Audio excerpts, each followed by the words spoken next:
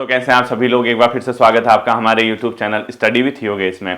हम लोगों ने जो लाभ और हानि वाला जो चैप्टर देख रहे थे उसमें नेक्स्ट टाइप के क्वेश्चन लिखे बच्चों। एक क्लास इसके बाद और आएगी आपकी, ये चैप्टर भी आपका एंड हो जाएगा, ठीक है। क्योंकि इसमें मैं जो फॉर्मूला बेस्ड क्वेश्चन है, यानी जो आपको मैंने स्टार्टिंग में लाभ परसेंट, हानि परसेंट या क्रय मूल्य के संबंध में जो भी चीज मैंने आपको कराई है वो तो आप, मुझे लगता है कि इजीली सॉल्व कर लेंगे उन चीजों को, उसको ज्यादा प्रॉब्लम नहीं होगी आपकी, ठीक है।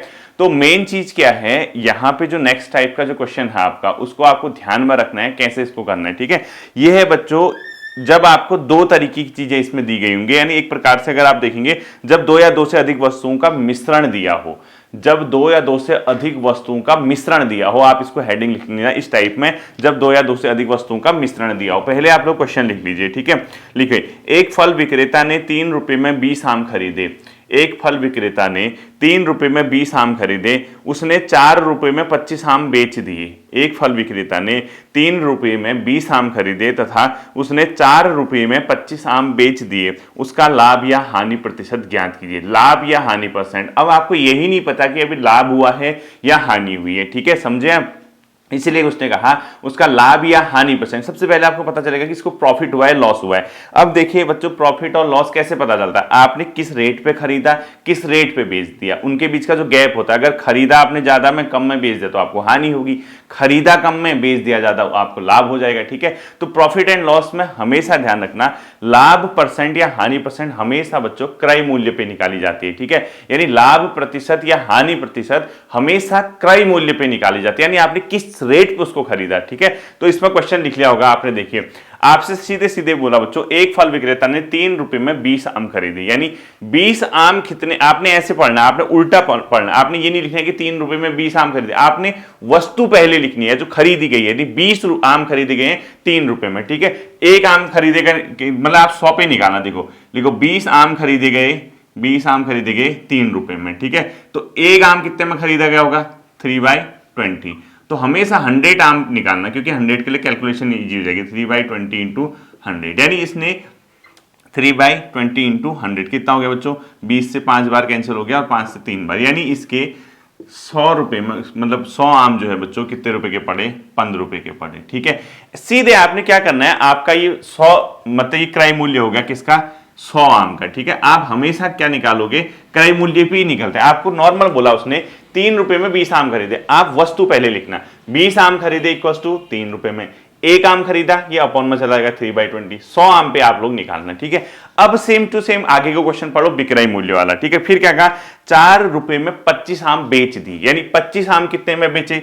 25 आम कितने में बेचे बच्चों? 25 आम का विक्रय मूल्य लिखो। 25 आम का विक्रय मूल्य कितने कितने रुपए में कह रहा है? 4 रुपए में। तो एक आम का निकालोगे, हमेशा सेम प्रोसेस, एक आम का विक्रय मूल्य कितना हो जाएगा बच्चों? 4/25। तो हमेशा किसका निकालोगे? 100 का निकालोगे। अब बताओ 4/25 इंटू 100 कितना हो गया? 4 टाइम कैंसिल हो गया 25 से, और 4 को 4 से इंटू करो 16 हो गया, ठीक है। तो अब बताओ 100 आम का ये क्या है बच्चों? विक्रय मूल्य। अब आप खुद बताओ मुझे, कितना इजी क्वेश्चन है। 100 आम कितने रुपए में बेचे इसने? 16 रुपए में। 100 आम कितने रुपए में खरीदे? 15 रुपए में। यानी 100 आम खरीदे, 15 रुपए में बेच दिए, 100 आम 16 रुपए में। लाभ हुआ या हानि? 15 में खरीदे, 100 में बेच दिया, तो लाभ कितना हुआ बच्चों? 1 रुपये का। अगर आपसे सिर्फ इतना ही क्वेश्चन पूछता कि लाभ कितना हुआ, आप बोलते 1 रुपया, लेकिन इसने क्या पूछा?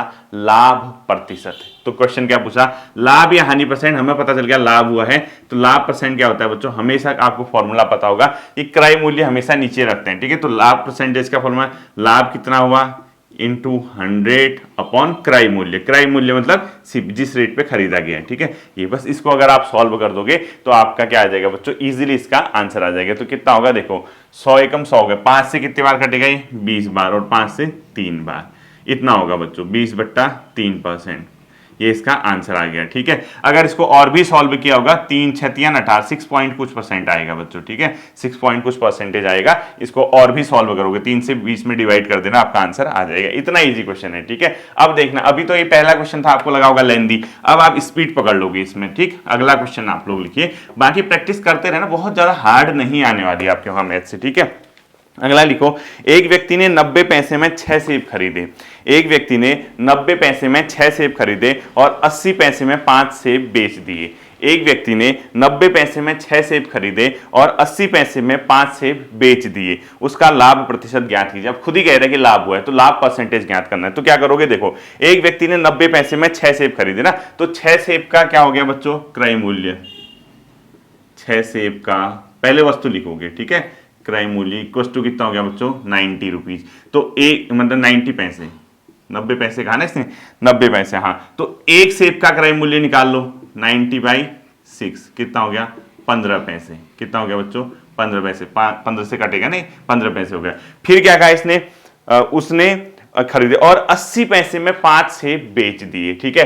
5 सेब कितने में बेचे बच्चों, 5 सेब का विक्रय मूल्य, विक्रय मूल्य, ठीक है। 5 सेब का विक्रय मूल्य कितना हो गया बच्चों, 80 पैसा। तो एक सेब का निकालोगे हमेशा, कितना हो जाएगा, 80/5 यानी 16 पैसा। अब खुद बताइए आप मुझे, 15 पैसा उसका क्रय मूल्य है, 16 पैसा उसका विक्रय मूल्य है, तो लाभ कितना होगा बच्चों, 1 पैसा। और इसने क्या पूछा, लाभ परसेंटेज। लाभ परसेंटेज का फॉर्मूला बताओ मुझे, लाभ इंटू 100 अपॉन क्रय मूल्य। क्रय मूल्य कितना था, ये 15 पैसा। सेम आ रहा आंसर जो पहले था, 20 बट्टा कुछ आएगा, ये देखो 20 से 5 बार कटना, 5 से 20 बार कट गया, 5 से 3 बार, वही आ रहा है, देखो सेम आ गया। कोई टफ है बताओ। अब आपके दिमाग में क्वेश्चन आ रहा होगा, सर आपने इस बार 100 से क्यों नहीं मल्टीप्लाई किया। 100 से बच्चों इसलिए मल्टीप्लाई नहीं किया क्योंकि सीधे सीधे कट जा रहा था, कैलकुलेशन बहुत ईजी होगी थी। देखो इसको आपने रखा तो आपका 15 पैसे तो नॉर्मल निकल गया ना, एक ऐसी वैल्यू आ रही होती जो कैंसिल करने में टफ हो रहा होता, तब मैं 100 से मल्टीप्लाई कर देता।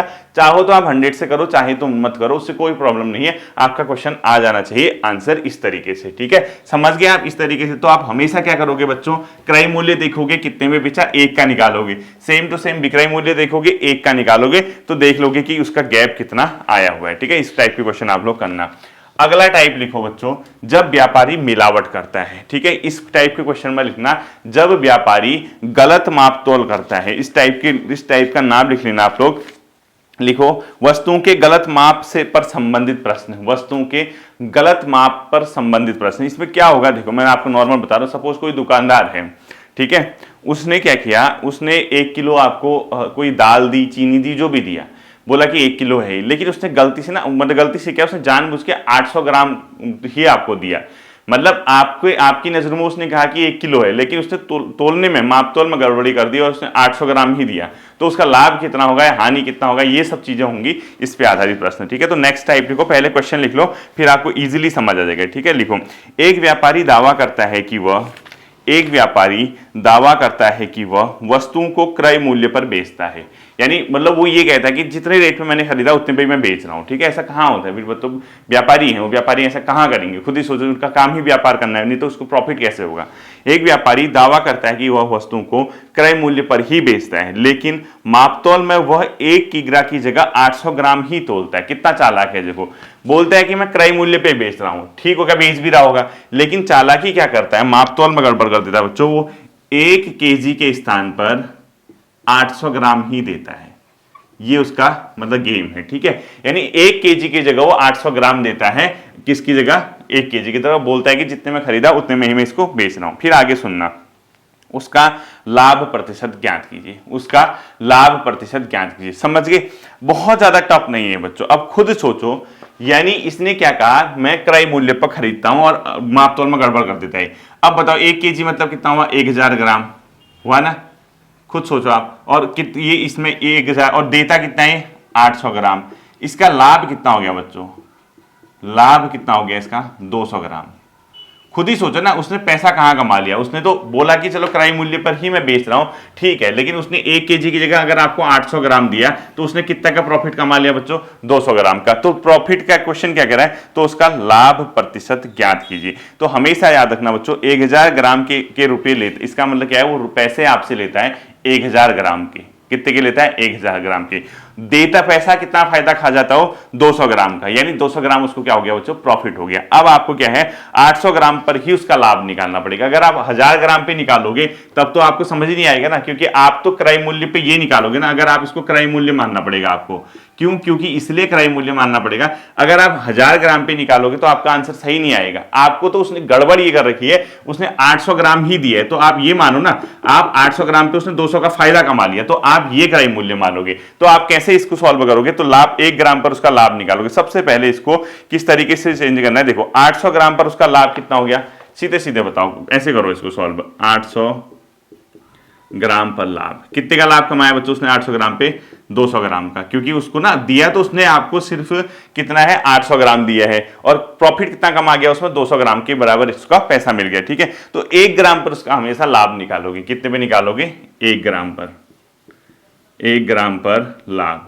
कितना हो जाएगा 200/800, ठीक है। अब उसके बाद 1 ग्राम पे निकालोगे, उससे सीधे सीधे बच्चों 100 ग्राम पे उसका लाभ निकालोगे तो आपका आ जाएगा, ठीक है। 100 ग्राम पर उसका लाभ, अभी बताता हूं, 100 ग्राम पर लाभ किससे करोगे, 100 से इंटू कर दोगे, ठीक है। 200/800 इंटू 100, 0 0 0 0, और 8 से कितने बार कटेगा बच्चों, 8 4 4 2 4 25 आ गया, 25%, ठीक है।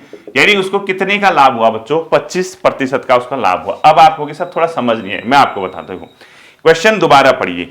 एक व्यापारी दावा करता है कि वो वस्तुओं को क्रय मूल्य पर ही बेचता है, यानी उसका कहने का ये मतलब है मैंने जिस रेट पे खरीदा मैं उसी पे दे रहा हूं, लेकिन वो मापतौल में गड़बड़ी करता है बच्चों। 1000 ग्राम की जगह वो 800 ग्राम ही सामान देते हैं, तो 800 ग्राम सामान देता है तो सीधा सीधा मतलब है उसने लाभ कितने का कमा लिया, 200 ग्राम का। यानी 1000 ग्राम की जगह 800 ग्राम दे रहा तो लाभ कितने का हो गया उसका, 200 ग्राम का। तो यानी उसने पर 800 ग्राम पर 200 ग्राम का लाभ कमा लिया। यानी उसने दिया कितना है आपको, आपको कितना मिला बताओ। आप चीनी लेने गए, आपने कहा कि उसने कहा कि 50 रुपए किलो चीनी है, ठीक है। आपने कहा लो भाई 50 रुपए लो, ठीक है, और उसको 50 रुपए के लिए उसने भी खरीदी थी, लेकिन वो आपको 50 रुपए में आपको 1 किलो नहीं देगा, 800 ग्राम दे रहा है। उसने कितने का प्रॉफिट कमा लिया, 200 ग्राम का प्रॉफिट कमा लिया। तो 800 ग्राम पे कमाए ना, 1000 ग्राम पे तो कमाए नहीं। अगर आप 1000 ग्राम पे कमाओगे तो फिर तो पता ही नहीं चलेगा ना, फिर तो इसका मतलब आपसे एक्स्ट्रा पैसा ले। 800 ग्राम पर उसका लाभ 200 ग्राम, 1 ग्राम पर उसका लाभ इतना, 100 पे आप निकालोगे तो उसका लाभ परसेंटेज निकल जाएगा, ठीक है। इसी तरीके से अगला क्वेश्चन लिखो। एक व्यापारी दावा करता है कि वो वस्तुओं को क्रय मूल्य पर ही बेचता है, सेम क्वेश्चन, ठीक है। एक व्यापारी दावा करता है कि वो वस्तुओं को क्रय मूल्य पर ही बेचता है, लेकिन वह 1 किग्रा की जगह 900 ग्राम ही तोलता है, लेकिन वह 1 किग्रा की जगह 900 ग्राम ही तोलता है। उसका असल लाभ परसेंट ज्ञात कीजिए। बस 1 किग्रा की जगह 900 ग्राम तोलता है, तो सीधा सीधा मतलब है उसको कितने का फायदा हुआ, 100 ग्राम का फायदा हुआ। लेकिन 100 ग्राम का मतलब किस पे, 900 ग्राम पे। तो देखो 900 ग्राम पे फायदा हुआ लाभ 100 ग्राम, ठीक है। 1 ग्राम पे फायदा हुआ 100/900, और 100 ग्राम पे फायदा हुआ 100/900 इंटू 100, ठीक है। इसको सॉल्व करना, आपका क्या आ जाएगा बच्चों, इसका आंसर आ जाएगा बेटा 100/9% आएगा, ठीक है। 100/9% का आएगा। इसी तरीके से इसको करना है, ठीक, ज्यादा परेशान होने की जरूरत नहीं है।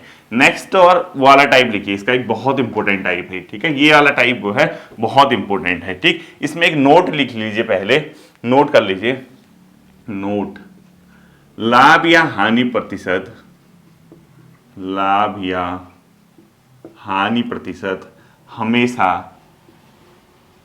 हमेशा क्रय मूल्य पर ही निकाला जाता है, क्रय मूल्य पर ही निकाला जाता है, ठीक है। यानी आपने कोई चीज कितने में खरीदी है और इसी के आधार पर आप ये तय कर पाओगे कि आपको प्रॉफिट हुआ है या नुकसान हुआ है। और मोस्ट इंपोर्टेंट क्वेश्चन लिख लीजिए इसके, और इस टाइप का एक बार आप नाम लिख लेना, ठीक है। आपको टाइप का नाम लिखना है बच्चों, जब लाभ हानि क्रय मूल्य या विक्रय मूल्य पर आधारित हो, ठीक है। एक चीज को, एक क्वेश्चन लिखो पहले, यदि 8 वस्तुओं का विक्रय मूल्य 10 वस्तुओं के क्रय मूल्य के बराबर हो, यदि 8 वस्तुओं का विक्रय मूल्य 10 वस्तुओं के क्रय मूल्य के बराबर हो तो लाभ या हानि प्रतिशत क्या होगा।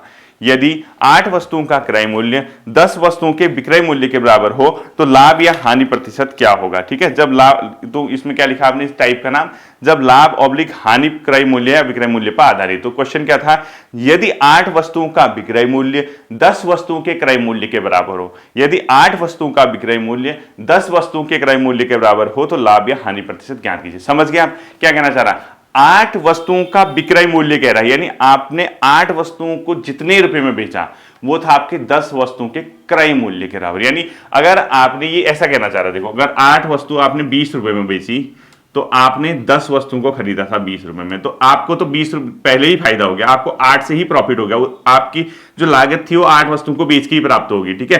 तो इस तरीके के क्वेश्चन में लाभ या हानि प्रतिशत ये ज्ञात करो कह रहा है, ठीक है। आप समझ गए। तो आपने सीधा सीधा बच्चों एक तरीका इसका अपनाना है, हमेशा ध्यान रखना, ठीक है। तो लिखो 8 वस्तुओं का क्रय मूल्य खुद ही कह रहा है, जैसा क्वेश्चन में कहेगा 8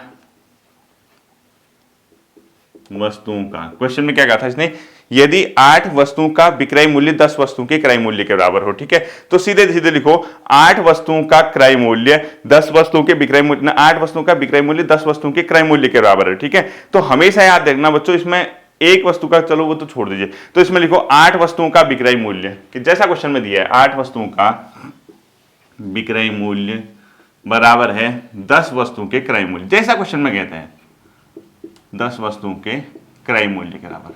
ठीक है, इससे आप क्या समझे बच्चों, 8 वस्तुओं को बेचने में आपने जितना पैसा कमाया उतना आपने 10 वस्तुओं के क्रय मूल्य में लिया था। यानी आपको कहीं ना कहीं क्या करना है, आप साफ साफ दिख रहा है, आपने 8 वस्तुओं को जितने में बेचा आपको 10 वस्तुओं के क्रय मूल्य में उतना, यानी आपको फायदा हुआ है बच्चों, आपने वो लागत जो है 8 वस्तुओं को बेच के ही कमा ली है। तो हमेशा याद रखना इस तरीके के क्वेश्चन में आपको इस इक्वेशन को तोड़ना होता है बच्चों।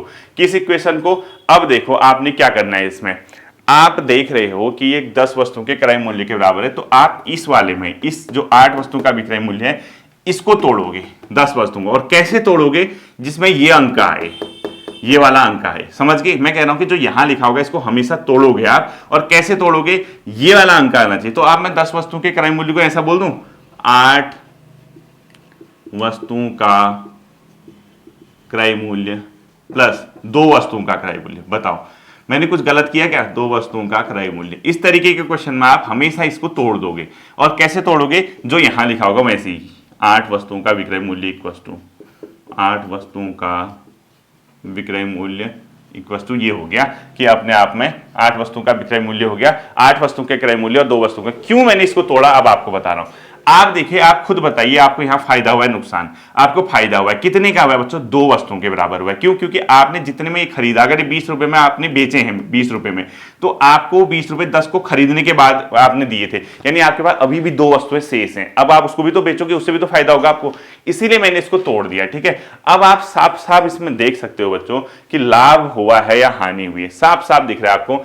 8 वस्तुओं का विक्रय मूल्य यहां तोड़ दिया, देखो 8 वस्तुओं का क्रय मूल्य, ये तो बराबर हो गया, हिसाब किताब बराबर, ये बराबर हो गया, प्लस ये क्या है साइन, देखो प्लस, यानी क्या हुआ है, प्लस फायदा हुआ है। कितने का हुआ है, 2 वस्तुओं का, यानी लाभ प्रतिशत निकालोगे, लाभ प्रतिशत कितने का हुआ बच्चों, 2 का हुआ है। ठीक है, 2 × 100 अपॉन में क्या लिखोगे, देखो लाभ परसेंटेज का फॉर्मूला क्या है, लाभ × 100 अपॉन क्रय मूल्य। हमेशा बोला था लाभ या हानि परसेंट क्रय मूल्य पे निकालते हैं, क्रय मूल्य कितना है, 8 वस्तुओं का क्रय मूल्य, इसीलिए लिखा। ठीक है, बस 2 से 4 बार कर दो, 4 से 25 बार, बस आंसर आ गया 25%। इतना नॉर्मल क्वेश्चन है। ठीक है, ज्यादा परेशान होने की जरूरत नहीं है। अगला क्वेश्चन आप लोग लिखिए, अगला लिखिए, यदि 10 वस्तुओं का विक्रय मूल्य 8 वस्तुओं के क्रय मूल्य के बराबर हो, यदि 10 वस्तुओं का विक्रय मूल्य 8 वस्तुओं के क्रय मूल्य के बराबर हो, यदि 10 वस्तुओं का विक्रय मूल्य 8 वस्तुओं के क्रय मूल्य के बराबर हो, तो लाभ या हानि प्रतिशत ज्ञात कीजिए। ठीक है, सेम है, देखो सेम होगा, देखो सेम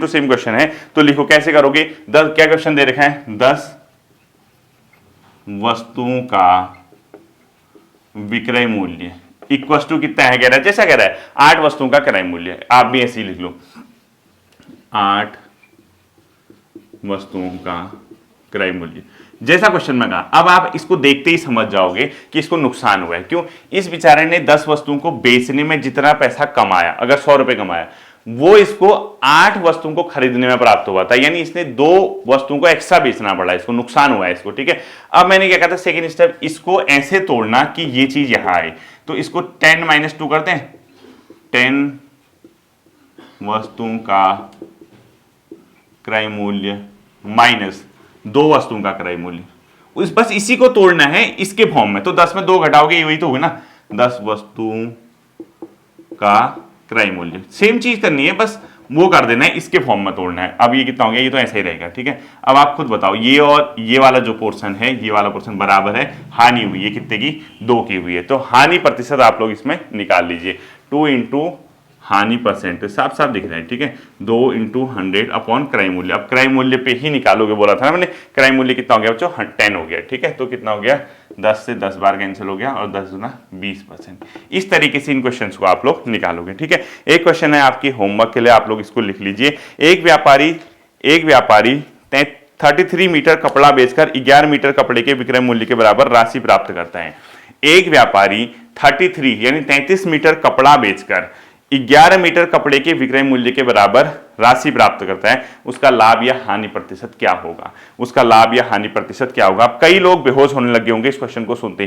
कुछ भी नहीं है बच्चों, नॉर्मल सा क्वेश्चन है। क्या कह रहा है देखो, एक व्यापारी 33 मीटर कपड़ा बेचकर यानी 33 कपड़े का विक्रय मूल्य किसके बराबर होगा? 11 मीटर कपड़े के विक्रय मूल्य के बराबर राशि प्राप्त करता है। यानी आपको 33 का जो विक्रय मूल्य है वो प्राप्त करता है आप किसके बराबर? 11 मीटर कपड़े के विक्रय मूल्य के बराबर उसको राशि प्राप्त होती है। यानी कहीं ना कहीं आप इसको चेक करोगे, ये हो जाएगा बच्चों 33 जो रहेगा वो कितना हो जाएगा? 33 का क्रय मूल्य जो है बच्चों वो क्या होगा? अपने आप में इसको करोगे आप 33 प्लस 11, क्योंकि आपको इसमें क्या होगा, जब इसको तोड़ोगे ना उस साइड तो 33 रहेगा, यहां क्या करोगे कहीं ना कहीं उसको किसके बराबर फायदा होता है? 11 मीटर कपड़े के बराबर फायदा होता है। यानी उसने 11 मीटर कपड़ा जो है एक्स्ट्रा प्रॉफिट कमाया है जब वो 33 बेच रहा। यानी उसने टोटल कितना पैसा कमाया? देखो उसने क्या कहा, 33 मीटर कपड़ा बेचकर यानी विक्रय मूल्य 11 के बराबर फायदा कमाया। यानी पहले उसने ये लागत निकाली होगी नहीं? बताओ आप मेरे को, 33 का क्रय मूल्य का मतलब जो भी है विक्रय मूल्य प्लस इसके बाद इसके ऊपर उसने 11 का फायदा कमाया बच्चों। यानी इसमें प्लस करते हुए आप 11 क्या लिखोगे? मतलब 11 मीटर, सॉरी प्लस नहीं करते हुए माइनस करोगे, क्योंकि आपने उसको तोड़ना है ना।